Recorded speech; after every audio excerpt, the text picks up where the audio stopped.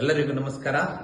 I am very happy that today is one of the most awaited day. ಯಾಕಂತ ಹೇಳಿದ್ರೆ ನಮ್ಮ ಕಾಲೇಜಿನ ವಿದ್ಯಾರ್ಥಿನಿ ಅಮೂಲ್ಯ Kamath, she has got the first place in the entire Karnataka state.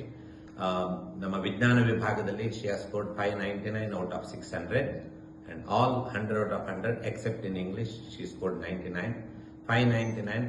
We are all very proud for this particular achievement of the student, and just imagine how much happy she is and how much proud their parents are, and all the teachers who have taught her from LKG till now, they will be very proud, and the entire Mangalore will be very proud, and this is what students have to strive for.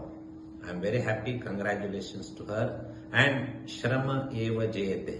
Whenever you work hard, then whatever you do with sincerity and hard work, it can never go waste. Amulya is the proof for that. There are many such students who have scored 594, 595, 596, 598. Many students, and they have tried their level best, and congratulations to them also. Congratulations to everybody who have tried their level best and achieved very good results.